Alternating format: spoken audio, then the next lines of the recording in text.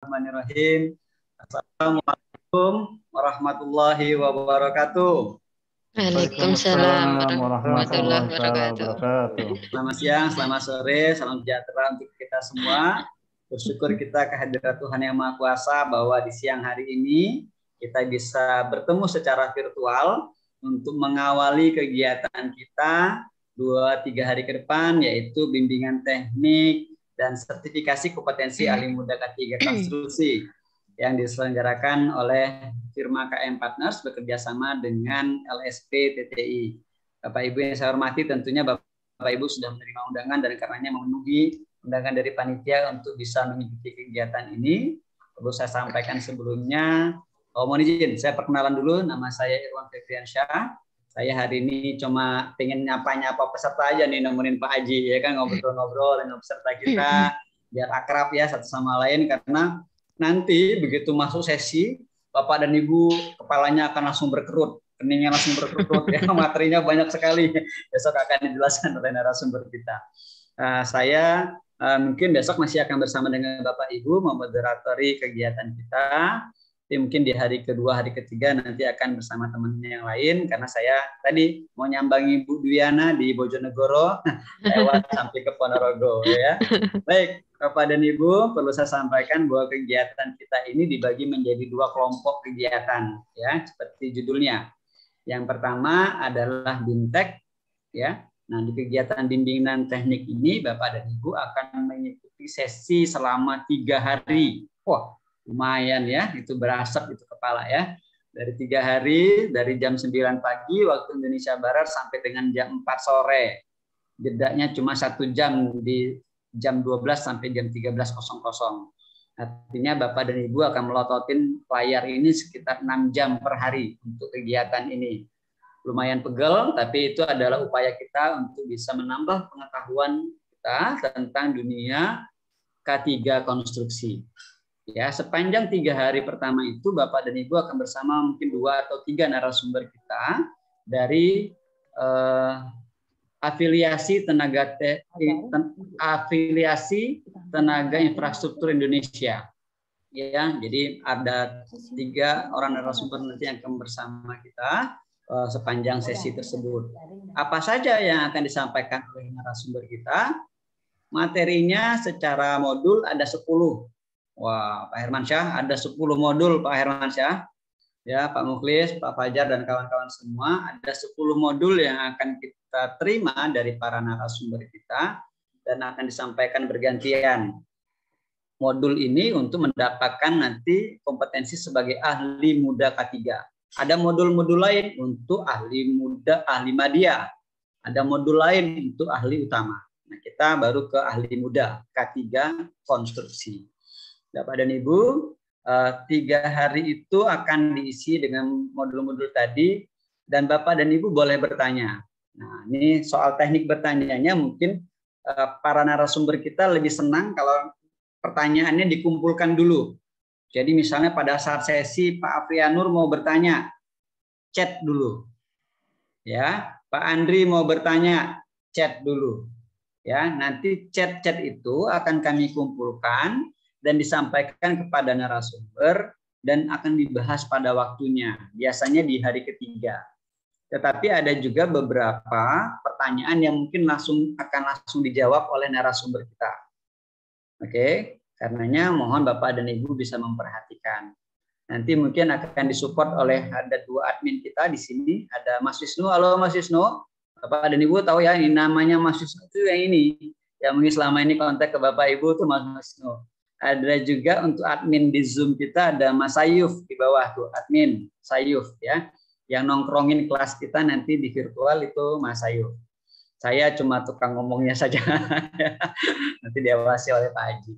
Nah, Bapak dan Ibu, nanti Bapak dan Ibu sekali lagi kalau mau bertanya silakan di chat supaya terkumpul di chat, nanti akan dikelompokkan oleh panitia dan akan dijawab oleh para narasumber pada waktunya. Narasumber kita insya Allah para narasumber yang kompeten dalam keahlian K3 konstruksi ini. Jadi Bapak dan Ibu silakan jangan ragu-ragu untuk bertanya mereka. Rata-rata dari pelaku bukan dari unsur ASN, tapi dari unsur penyedia dan akademisi. Jadi mereka pengajar juga di beberapa kampus. Kemudian Bapak dan Ibu, itu bagian pertama kegiatan kita, yaitu bimbingan teknik. Saya harapkan Bapak dan Ibu bisa full mengikutinya. Nanti akan ada link daftar hadir yang akan dikirimkan oleh admin, Bapak dan Ibu isi. Ya, harapan kita full. Oh Pak, nanti kan saya ambil belajarnya di kantor. Kalau nanti dipanggil rapat boleh nggak? Boleh saja. Ya, boleh saja. Tapi tentunya setelah itu segera kembali lagi ke room kita. Kemudian karena zona waktu kita berbeda-beda, nanti pada saat jam istirahat, misalnya kita jam 11 waktu Indonesia Barat, teman-teman di Papua udah jam 1, ya silakan makan siang. Ya, buat teman-teman di luar zona waktu Indonesia Barat, makan siang, sholat zuhur, sholat asarnya silakan menyesuaikan. Ya, tutup saja kameranya, izin dulu, silakan melaksanakan tugas, ya sholat, makan dan sebagainya. Kemudian bergabung kembali di sini. Oke, saya pikir itu cukup clear buat Bapak dan Ibu, tidak terlalu ribet persoalan pelatihan kita. Materi-materinya mungkin nanti akan diberikan linknya oleh panitia, materi-materinya untuk Bapak dan Ibu bisa pelajari. Itu bagian pertama dari kegiatan kita, yaitu bimbingan teknik. Bagian kedua adalah nanti sertifikasi kompetensi, di mana Bapak dan Ibu akan diwawancara. Jadi metodologinya hanya wawancara. Ya, Pak Asep, Pak Fianur, Pak Andri. Jadi bukan soal tertulis, semuanya dalam bentuk wawancara. Bapak dan Ibu akan diwawancara oleh satu orang saja asesor dari LSP, ya, Lembaga Sertifikasi Profesi Tenaga Teknik Indonesia. Jadi misalnya Pak Denny dapat jadwal dengan Pak Asesor B, ya sudah dengan Pak Asesor B saja. Asesmennya kurang lebih selama paling lama 30-40 menit. Jadi berjuanglah selama 30-40 menit itu untuk bisa menunjukkan kompetensi Bapak dan Ibu, karenanya kemudian nanti dinyatakan lulus. Ya, dinyatakan kompeten ya oleh para asesor kita. Jadi 2 kegiatan. Pertama BIMTEK, yang kedua sertifikasi, uji kompetensi. Nah, Bapak dan Ibu, untuk mendukung kegiatan itu, karena Bapak dan Ibu nanti ikut bimbingan uji kompetensi, akan ada beberapa dokumen yang harus diisi oleh Bapak dan Ibu. Ya, saya yakin sebenarnya mungkin sudah di-share ya oleh Mas Wisnu formnya, form APL 1, Mas Wisnu. Sudah di-share ya ke peserta? Sudah, Mas Irwan. Sudah ya. Nah, oke. Bapak dan Ibu, saya hanya ringkas saja sedikit mereview bagaimana cara kita mengisi form APL 1. Mungkin sudah ada bahkan yang sudah mengirimkan ke kita. Ya, Bapak Ibu bisa lihat share screen saya? Bisa lihat share screen saya, Mas Ayu? Sudah, Mas Irwan, sudah ada. Oke ya, baik. Ini adalah form APL 01, yaitu permohonan sertifikasi kompetensi dari Bapak dan Ibu selaku peserta asesmen, ya, atau disebut juga asesi, untuk mengikuti proses sertifikasi. Namanya form APL 1. Abaikan yang di atas ini berlaku sejak segala macamnya ini sudah ditentukan demikian. Jadi kita konsentrasinya mengisi di kolom-kolom data ini. Jadi Bapak dan Ibu silakan nanti mengetikkan namanya di sini, ya, seperti saya contohkan, ya. Kemudian mengisikan ini checklistnya tidak perlu diisi karena Bapak dan Ibu bukan perpanjangan sertifikat, tapi baru. Nanti tuliskan NIM-nya juga, NIK-nya juga 14 digit kalau saya tidak salah. Pastikan tertulis dengan benar. Ya, ini hanya contoh saja. Tempat tanggal lahir silakan diketik, misalnya tempat tanggal lahir saya, ya, di sini dan seterusnya. Jenis kelaminnya ini Bapak Ibu tinggal cross saja, misalnya Bapak Ibu, ya, tulis aja di cross saja di sini, ya, udah ketahuan. Kemudian Indonesia, alamat rumah diisi seperti biasa, ya, perumahan, Jati Jajar, misalnya gitu ya, dan seterusnya, nomor rumah, RT, RW dan seterusnya isi seperti standar biasa. Kemudian juga nomor telepon, nomor kantor, nomor handphone, alamat email diisi. Pendidikan terakhir misalnya S2 atau strata 2 silakan, ya, sesuai dengan kondisi Bapak dan Ibu. saya mohon perhatian sedikit untuk nama pribadi. Kalau ada penulisan gelar, Bapak dan Ibu, pastikan salah satu dokumen yang Bapak Ibu kirim kepada peserta panitia mencantumkan juga gelar itu. Ya, jadi kalau seandainya yang aman adalah yang cocok sama KTP. Kalau di KTP tertulis gelar, ya tulis sesuai KTP. Kalau di KTP nggak ada gelar, ya nggak pakai gelar, nggak apa-apa. Karena gelar nggak pengaruh di sertifikatnya, ya, cuma di persyaratan saja yang pengaruh. Nah, data pekerjaan silakan Bapak dan Ibu mungkin di sekretariat daerah, misalnya tulis sekretariat daerah apa, atau di PT apa, silakan tulis di PT apa, CV apa, silakan ditulis. Jabatannya, kalau di PT sebagai staf, sebagai direktur, manajer, silakan, atau di dinas, di Pokja, dituliskan sebagai jabatannya silakan. Juga alamat kantornya, telepon, dan alamat email. Nah, kemudian di bagian bawah sudah dibantu dicentangkan oleh panitia untuk mengisi sertifikasi. Ya, jadi Bapak dan Ibu nggak usah ganggu di bagian kedua. Saya lanjut. Nah, ini yang saya tadi ceritakan kepada Bapak dan Ibu, kita punya 10 modul. 10 modul itu adalah diambil dari daftar unit kompetensi untuk bisa mendapatkan sertifikasi ahli muda K3 konstruksi. Ini lihat Bapak dan Ibu, ada kode unit ini, ya, nomor 1 sampai nomor 10, dan inilah materi-materi yang berbentuk modul nanti yang akan disampaikan oleh para narasumber kita, ya. Tetapi nanti narasumber kita bisa jadi nanti tidak berurut, jadi jangan protes kalau seandainya setelah modul 1, setelah menyampaikan tentang identifikasi, nanti langsung pindah ke sasaran dan program. Jangan khawatir, karena narasumber akan mencoba menghubungkan setiap komponen modul tersebut. Jadi setelah sasaran dan program, mereka kemudian melatihkan dulu tentang konsultasi dan komunikasi. Jangan khawatir. Sekali lagi, itu akan dibantu dihubungkan satu sama lain. Intinya, selama 3 hari tersebut, 10 modul inilah yang akan disampaikan kepada Bapak dan Ibu semua. Ya. Lanjut, berikutnya di bagian ketiga, ini Bapak dan Ibu akan melengkapi bukti kelengkapan persyaratan dasar pemohon. Nah, kami sudah bantu isikan ini, jadi Bapak dan Ibu abaikan saja. Oh, bagaimana? Saya kan belum punya sertifikat pelatihan di bidang K3 konstruksi. Nah, itulah yang Bapak akan dapatkan kalau Bapak mengikuti bagian pertama, BIMTEK. Ya. Nanti panitia akan memberikan kepada Bapak dan Ibu sertifikat. Jadi sertifikatnya nanti dari firma KMN Partners selaku penyelenggara kegiatan ini. Makanya kemudian sudah diconteng oleh panitia. Poin ini ya lengkap ya, poin A3, poin A3 ini sama dengan yang poin B1 ini. Ya, jadi ini juga sudah kami anggap ada kalau memang Bapak dan Ibu mengikuti kegiatan ini penuh. Ya. Saya punya bukti lain yang relevan di sini, silakan. Punya berita acara penyelesaian kontrak, silakan. Punya SK pengangkatan sebagai Pokja, silakan. Yang relevan tetapi dengan konstruksi. Jadi kalau Pokja pengadaan barang nggak masuk di sini. Ya, Pokja yang lain tidak masuk. Hanya untuk pekerjaan konstruksi yang masuk di sini bukti kompetennya. Atau Bapak dan Ibu mengikuti pelatihan P3K dilaksanakan oleh rumah sakit atau oleh dinas yang lembaganya dianggap valid, itu boleh. Tetapi juga dilaksanakan dalam waktu 3 tahun terakhir.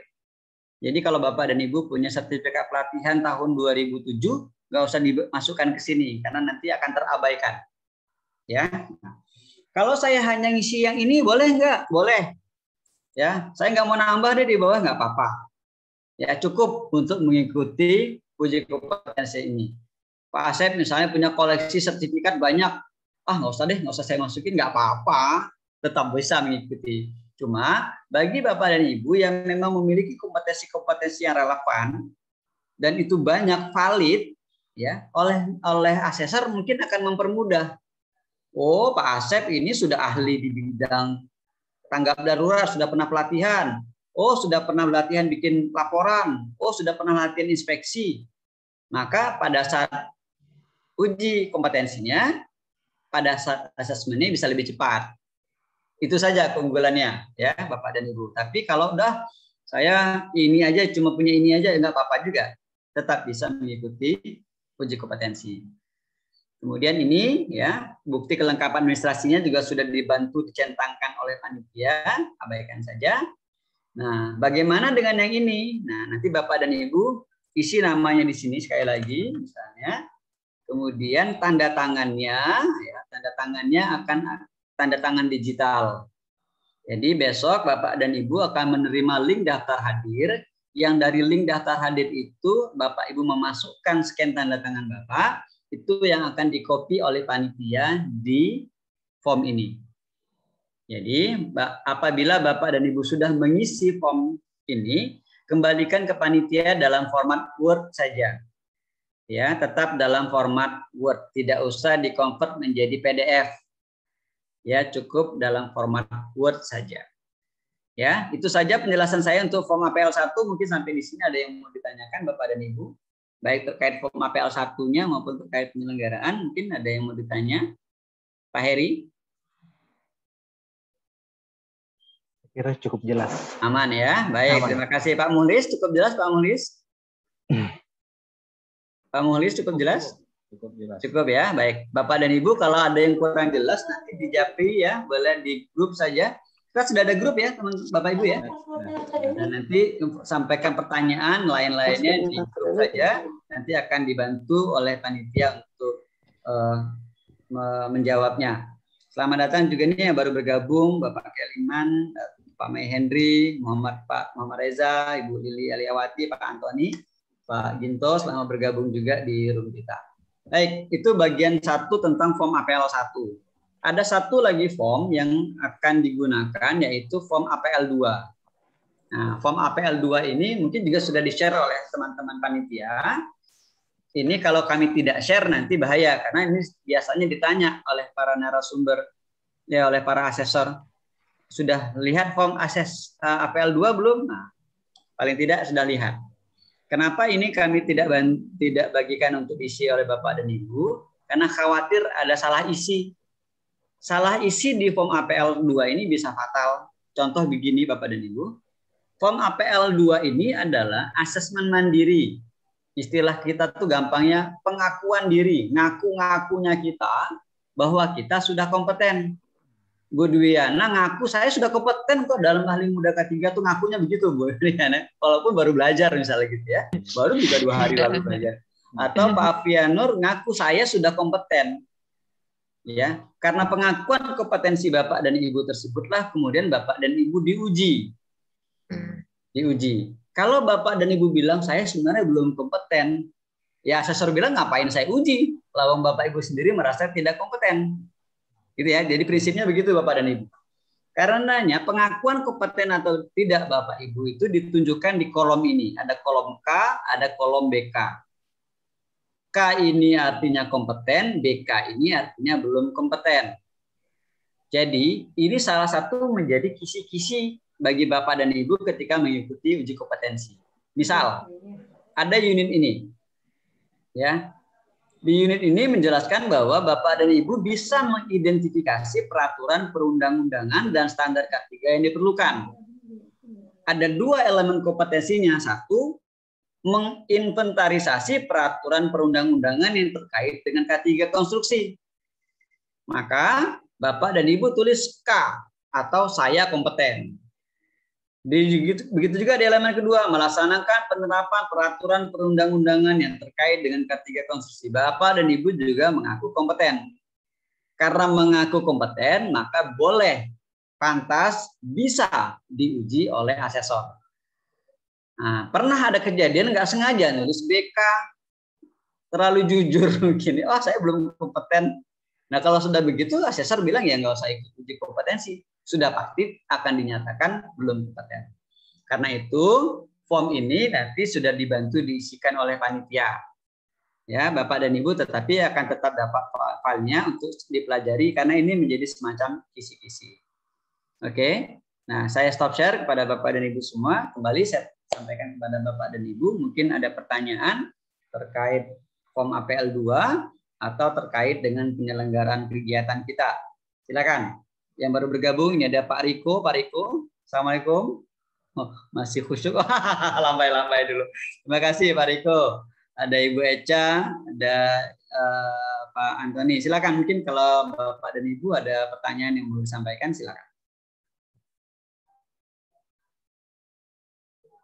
Aman? Senang sekali. Lancar kalau begitu ya Bapak dan Ibu. Baik, kalau nggak ada pertanyaan, sekali lagi Bapak dan Ibu, nanti sepanjang kegiatan kita, karena masih ada yang beberapa di antara kita yang belum sempat uji jaringan, cek jaringan, mohon nanti sepanjang kegiatan kalau ada kesempatan untuk buka open mic, silakan open mic. Ya, jangan sampai nanti ada kendala pada saat uji kompetensi, Bapak nggak bisa dengar suara asesor atau sebaliknya. Asesor sudah nanya, Bapak dan Ibu nggak jelas. Ya, nah itu jangan sampai terjadi.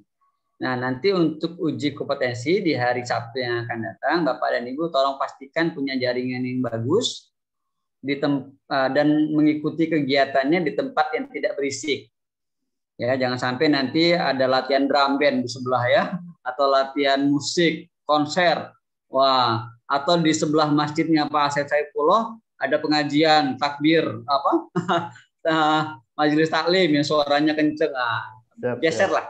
Ya, bergeser, cari tempat yang lebih aman supaya prosesnya berjalan lancar. Oke, mungkin itu Bu Pak Haji, mungkin ada yang mau ditambahkan? Saya persilakan. Masih mute Pak Haji?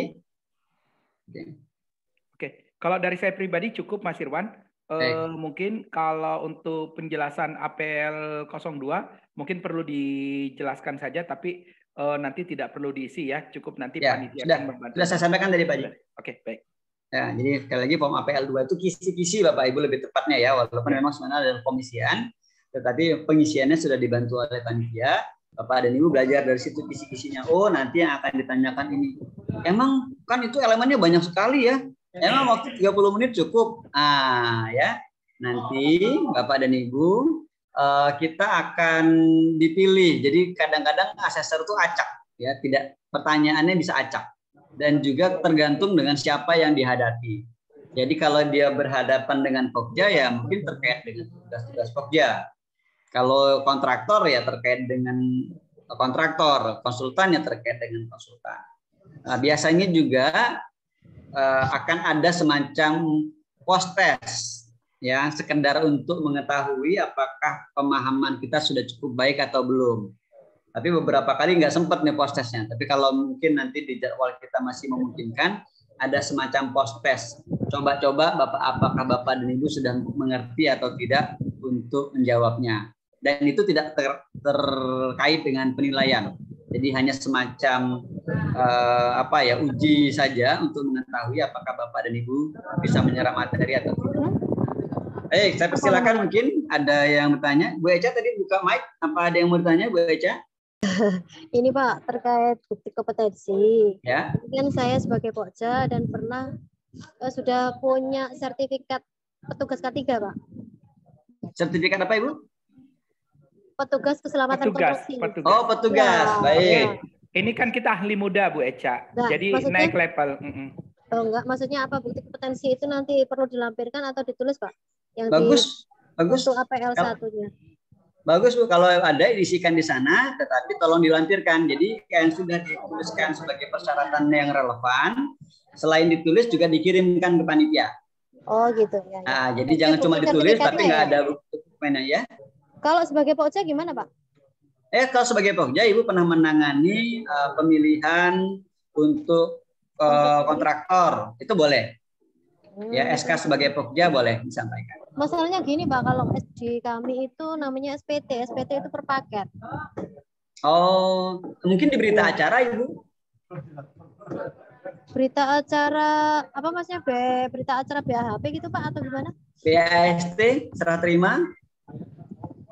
Kalau di kami itu BAHP Pak, berita acara hasil pekerjaan. Hasil pekerjaan, ya. Boleh.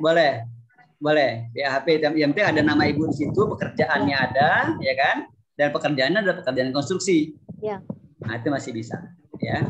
Tapi sekali lagi Bapak dan Ibu, Kalaupun hanya syaratan yang tadi sertifikat pelatihan saja boleh, sudah cukup untuk mengikuti kegiatan uji kompetensi. Ya, baik. Lanjut, mungkin ada lagi Bu Eca? Siapa? Makasih. Cukup, baik. Terima kasih Bu Eca. Bu Eca di mana nih? Di rumah? Kantor? Di kantor, Pak. Oh, di kantor, masih di kantor, guys. Ya. Dari UKBPC Sidoarjo, Pak. Sidoarjo. Oh, Sidoarjo. Salam kenal semuanya, Pak. Salam kenal. Dari Bu Eca ini paling aktif diskusi di grup ini di Popor 1. Ya. Oke. Murid ada lagi? Murid ininya Bli Heri. Oh, siap. Ya, Bli Heri, pakar konstruksi itu. Ya, pakar konstruksi. Baik. Ada lagi? Ada pertanyaan mungkin Pak Bang Ical, Bang Andri, Pak Aulia, cukup? Dan rekan-rekan yang lain? Cukup, Pak. Oke, Bapak Ibu yang lain silakan. Oke. Kalau nggak ada. Jadi agenda kita hari ini memang hanya untuk penjelasan formulir APL 01 dan APL 02. Pak mau izin bertanya. Oke, Pak Andri silakan. Pak, untuk tadi yang beberapa kayak surat penunjukan sebagai pokja dan lain sebagainya itu nanti ketika uji kompetensi apakah nanti akan ditanyakan oleh tim penguji? Maksudnya bukti fisiknya kita punya itu atau tidak? Iya, makanya saya bilang tadi kalau seandainya dicantumkan maka harus dilampirkan. Nah, jadi kalau memang ada dilampirkan. Dia nggak akan mempertanyakan, cuma jangan sampai nanti Bapak Ibu tulis bahwa saya pernah jadi pokja. Ya, tapi lampirannya tidak dikirimkan. Nah, itu jadi nggak baik. Tapi ke ini Pak ya, ke petugas di WA itu ya, adminnya. Ya, kirimnya betul, ke admin kita di grup WhatsApp. Ya, kalau memang nggak mau terlihat oleh orang ya di Japri saja, Pak Andri. Ya, jadi kalau memang dianggap ini datanya pribadi, di Japri saja, jangan dicemplungin di grup. Ya, takutnya nanti ada yang kurang berkenan ya Pak Haji ya. Silakan. Ya, tapi ada kontrak direct langsung ke panitia nanti. Ya, baik. Ada lagi? Bapak dan Ibu, masih ada pertanyaan sebelum kita akhiri? Pak Fajar sepertinya mau bertanya? Enggak, oke. Cukup? Cukup. Baik, kalau memang ada kurang jelas nanti Pak Irwan, boleh kita japri aja. Sudah ada grupnya, silakan boleh ditanyakan di grup, nanti ada beberapa panitia nanti siap untuk membantu Bapak dan Ibu. Baik. Oke, kalau begitu Bapak dan Ibu, tinggal besok kita akan ketemu jam 9 pagi. Sarapan dulu, ya, siapkan fisiknya, siapkan tempatnya untuk bisa mengikuti pelatihan. Biasanya 3 jam pertama masih semangat, ya. Nanti habis istirahat makan siang mulai kantuk menyerang karena habis makan siang. Jadi siapkan juga alat tulis, mungkin ada hal-hal yang mau dicatat oleh Bapak dan Ibu.